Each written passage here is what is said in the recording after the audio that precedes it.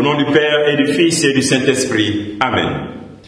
Seigneur, répands sur nous ton Esprit Saint, dans nos yeux, dans nos oreilles, notre intelligence, dans notre vie, afin que nous puissions aimer ta parole, l'écouter et la proclamer autour de nous. Ô Seigneur, envoie ton Esprit, tout sera créé et tu renouvelleras la face de la terre. Bien-aimés dans le Christ, nous sommes en ce jour 7 juin. Et la parole de Dieu qui nous est proposée est extrait de l'évangile de Marc chapitre 12, versets 18 à 27. En ce temps-là, des Sadducéens, ceux qui affirment qu'il n'y a pas de résurrection, vinrent trouver Jésus et l'interrogèrent. « Maître, Moïse nous a prescrit, si un homme a un frère qui meurt en laissant une femme, mais aucun enfant, il doit épouser la veuve pour susciter une descendance à son frère. Il y avait 7 frères. Le premier se maria et mourut sans laisser de descendance. Le deuxième épousa la veuve et il mourut sans laisser de descendance. Le troisième pareillement. Et aucun des 7 ne laissa de descendance.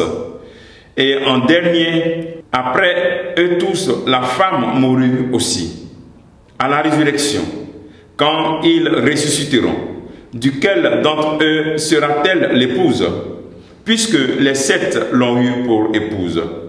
Jésus leur dit, n'êtes-vous pas en train de vous égarer en méconnaissant les Écritures et la puissance de Dieu? Lorsqu'on ressuscite d'entre les morts, on ne prend ni femme ni mari, mais on est comme les anges dans les cieux. Et sur le fait que les morts ressuscitent, n'avez-vous pas lu dans le livre de Moïse le récit du buisson ardent, comment Dieu lui a dit, moi je suis le Dieu d'Abraham, le Dieu d'Isaac, le Dieu de Jacob. Il n'est pas le Dieu des morts, mais des vivants.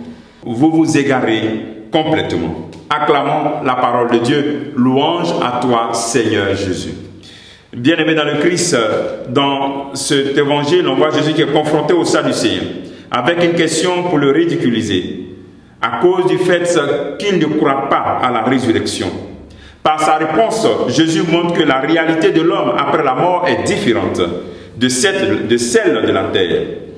Là-bas, à la résurrection, on ne prend ni femme ni mari. Alors, il est bon de se demander d'abord à nous personnellement si nous croyons vraiment à la résurrection. Et est-ce que nous pensons à notre vie après la mort?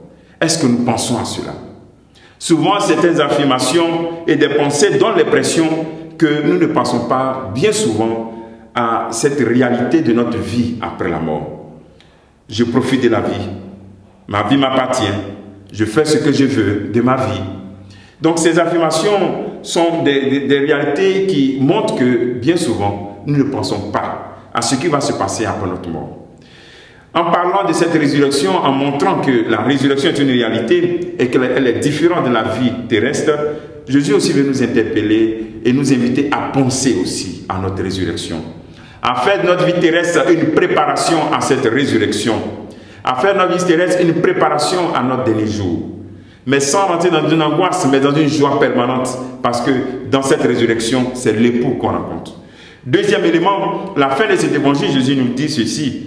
Il n'est pas le Dieu des morts, mais le Dieu des vivants. Et donc dans notre vie ordinaire, sur terre, nous devons vivre. Nous devons vivre et on doit sentir qu'il y a la joie de vivre en nous. Souvent, nous perdons facilement la joie de vivre avec des problèmes matériels.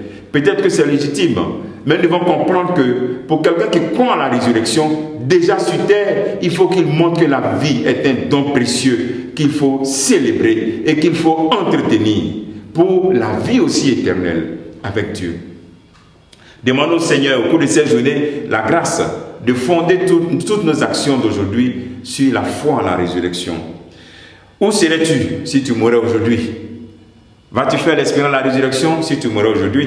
Pose-toi cette question comme ce petit travail de cette journée. Que le Seigneur te bénisse, qu'il nous bénisse tous en ce jour.